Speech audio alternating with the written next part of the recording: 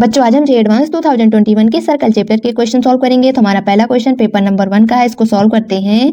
इसमें हमें दिया गया है consider a triangle whose two sides lie on the x axis and line x + y + 1 is equal to 0 और ऑर्थो सेंटर हमें 1,1 दिया गया है। आगे कह रहा है कि then equation of the circle passing through the vertices of the triangle.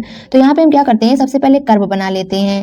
तो ये हमारा ट्रायंगल बन गया है जिसकी एक साइड x एक्सिस पे है, तो इसका इक्वेशन y = 0 बन जाएगा और दूसरी साइड हमारी x + y + 1 is equal to 0 वाली लाइन पे है। तो यहाँ पे हमारा ट्रायंगल बन चुका है। ऑर्थो सेंटर बनाएंगे तो हम जानते हैं कि ऑल्टीट्यूड का इंटरसेक्शन पॉइंट ऑर्थो सेंटर होता है। तो पॉइंट H1,1 ऑर्थो सेंटर है। सभी वर्टाइसेस से पास करने वाला हम सर्कल बना देंगे जो हमारा सर्कम सर्कल है, इसी का इक्वेशन हमें बताना है। तो यहाँ पे हम क्या करते हैं, सबसे पहले सभी वर्टाइसेस को निकाल लेते हैं। तो पॉइंट ए निकालने के लिए AC लाइन का इक्वेशन y = 0 है, AB लाइन का इक्वेशन भी हमें पता है, दोनों को सॉल्व कर लेते हैं। तो x + y + 1 is equal to 0, इसमें हम y = 0 रख देंगे तो x = -1 मिल जाएगा। तो पॉइंट ए हमें मिल गया -1,0। अब पॉइंट बी निकालने के लिए हमें पता है AC लाइन x एक्सिस है, इसी पे परपेंडिकुलर है BD लाइन और इसी पे पॉइंट H1,1 है। इसका मतलब BD लाइन x = 1 की होगी। तो यहाँ से हमें BD लाइन x = 1 मिल गई। AB लाइन का इक्वेशन हमें पता है, इसमें हम x = 1 रख देंगे तो यहाँ से हमें y = -2 मिल जाएगा। तो x = 1, y = -2, पॉइंट बी मिल गया 1, -2। अब पॉइंट सी निकालने के लिए इसी लाइन का इक्वेशन निकाल सकते हैं क्योंकि AB लाइन का इक्वेशन पता है x + y + 1 is equal to 0 है। तो AB लाइन का स्लोप मिल जाएगा m = -1। अब यहाँ पे EC लाइन AB पे परपेंडिकुलर है तो EC लाइन का स्लोप m = 1 के बराबर मिल जाएगा। स्लोप मिल गया, पॉइंट H1,1 है तो यहाँ से हमें मिल जाएगा y - 1 is equal to 1 × x - 1। Solve कर लेंगे तो y = x, हमें लाइन का इक्वेशन मिल जाएगा।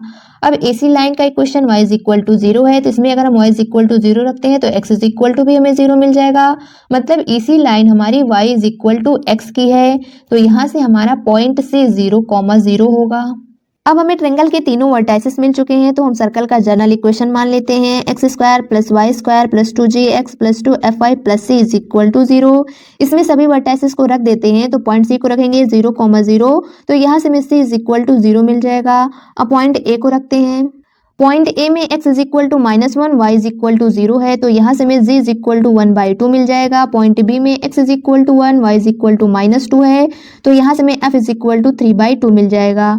अब C की वैल्यू, G की वैल्यू और F की वैल्यू ले जाके जनरल इक्वेशन में रख देंगे सर्कल के। तो यहाँ से हमें मिल जाएगा x² + y² + x + 3y is equal to 0। तो ये मिल गया हमें सर्कम सर्कल का इक्वेशन। तो ये ऑप्शन नंबर बी से मैच करेगा। तो ऑप्शन नंबर बी करेक्ट है। अगला क्वेश्चन सॉल्व करते हैं। तो बच्चों इस क्वेश्चन में कह रहा है कि consider the region x > 0 and y² < 4 - x, let f be the family of all circles have centre on x axis. तो यहाँ पे हमारा पैराबोला है y² = 4 - x। तो ये बन गया हमारा पैराबोला जिसका वर्टेक्स 4,0 होगा और यहाँ पे x > 0 है, इसका मतलब कर्व हमें केवल पॉजिटिव x एक्सिस में बनाना है। अब यहाँ पे हमें सर्कल्स बनाने हैं जिसके सेंटर x एक्सिस पे हो और y² < 4 - x पैराबोला के अंदर हो और पॉजिटिव x एक्सिस में हो। तो यहाँ पे हमारे ऐसे बहुत सारे सर्कल्स बन जाएंगे। लेकिन क्वेश्चन में कह रहा है कि let C be the circle has largest radius. Circle C और कर्व जिस पॉइंट में मिलेंगे उस पॉइंट को अल्फा कॉमा बीटा दिया गया है। लार्जेस्ट रेडियस इसका मतलब सबसे बड़ा सर्कल, तो हमने मान लिया है ये सबसे बड़ा सर्कल होगा। जो कर्व को अल्फा कॉमा बीटा पॉइंट पे मिल रहा था तो इस पॉइंट को हमने P ले लिया है। तो यहाँ पे हमारा point P alpha comma beta है। अगर हम इसको पैरामेट्रिक फॉर्म में लिखेंगे तो यहाँ पे हमारा y = बीटा है। अब इसको ले जाके कर्व के इक्वेशन में रख देंगे तो यहाँ से हमें x मतलब अल्फा = हमारा बन जाएगा 4 - β²। तो पॉइंट P मिल गया 4 - β², बीटा। तो क्वेश्चन में हमें सर्कल की रेडियस बतानी है और अल्फा की वैल्यू बतानी है। तो इसको सॉल्व करने के लिए क्या करेंगे, पॉइंट P पे टेंजेंट और नॉर्मल बना लेते हैं। तो ये बन गया हमारा कॉमन टेंजेंट और ये हो जाएगा हमारा कॉमन नॉर्मल। तो हमें पता है कि सर्कल का नॉर्मल उसके सेंटर से होके जाता है तो यहाँ से हमें सर्कल का सेंटर मिलेगा। तो सबसे पहले क्या करेंगे, कर्व की इक्वेशन को डिफरेंशिएट कर लेते हैं। तो यहाँ से हमें मिल जाएगा 2 × y × y' is equal to -1। तो यहाँ से हमें y' मतलब स्लोप ऑफ टेंजेंट मिल जाएगा -1/2y। पॉइंट P पे y की वैल्यू बीटा है तो यहाँ पे लाके रख देंगे तो हमें पॉइंट P पे स्लोप ऑफ टेंजेंट मिल जाएगा -1/2 बीटा। तो यहाँ से हमारा स्लोप ऑफ नॉर्मल हो जाएगा 2 बीटा के बराबर। अब हमें नॉर्मल का स्लोप मिल गया है, पॉइंट भी पता है, तो यहाँ से हमारा इक्वेशन ऑफ नॉर्मल हो जाएगा y माइनस beta is equal to 2 beta into x minus 4 minus beta square. अब नॉर्मल जो है सर्कल के सेंटर से होके जा रहा है और सर्कल का सेंटर एक्स एक्सिस पे है, मतलब y इज इक्वल टू 0 होगा। तो नॉर्मल के इक्वेशन में हम y इज इक्वल टू 0 रख देंगे। तो यहाँ पे हमने मान लिया है सर्कल का सेंटर x, 0 होगा, तो इसमें y इज इक्वल टू 0 रख देंगे। तो यहाँ से हमारा बीटा से बीटा कैंसिल हो जाएगा और हमें मिल जाएगा -1/2 is equal to x minus 4 plus beta square. इसको सॉल्व करेंगे तो x इज इक्वल टू मिल जाएगा 7/2 माइनस बीटा स्क्वायर। तो यही सर्कल का सेंटर बन जाएगा। तो पॉइंट P से सर्कल के सेंटर की डिस्टेंस रेडियस हो जाएगी। हमें पॉइंट P पता था, पॉइंट C मिल गया, तो यहाँ से सर्कल की रेडियस मिल जाएगी। PC is equal to distance फार्मूले से अंडर रूट के अंदर 1/4 प्लस बीटा स्क्वायर। अब हमें सर्कल की मैक्सिमम रेडियस चाहिए, तो उसके लिए 1/4, ये तो कांस्टेंट है, बीटा स्क्वायर हमारा मैक्सिमम होगा, तभी हमें सर्कल की मैक्सिमम रेडियस मिलेगी।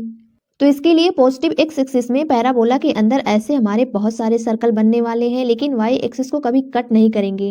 तो सर्कल्स की रेडियस जो मिलेगी या तो OC से छोटी होंगी या फिर OC के बराबर मिल जाएगी। तो यहाँ से हमें मिल जाएगा OC greater than equal to R।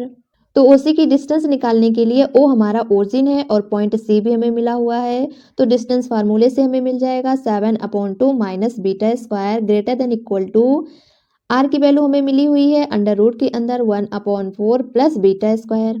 अब यहाँ पे हम क्या करते हैं, दोनों तरफ स्क्वायर कर लेते हैं, तो हमारा बन जाएगा 49/4 plus beta square minus 7 into beta square greater than equal to 1/4 plus beta square. इसको सॉल्व कर लेंगे तो यहाँ से हमें मिल जाएगा बीटा की power 4 minus 8 into beta square plus 12 greater than equal to 0। इसका फैक्टर कर लेंगे तो हमें मिल जाएगा beta square -2 into beta square -6 greater than equal to 0। अब इसको हम नंबर लाइन पे बना लेंगे तो हमें पॉजिटिव मिलेगा, फिर नेगेटिव मिलेगा, फिर पॉजिटिव मिलेगा। तो हमें केवल पॉजिटिव लेना है, तो बीटा स्क्वायर बिलोंग करेगा -इनफाइनाइट से 2 यूनियन 6 से इनफाइनाइट।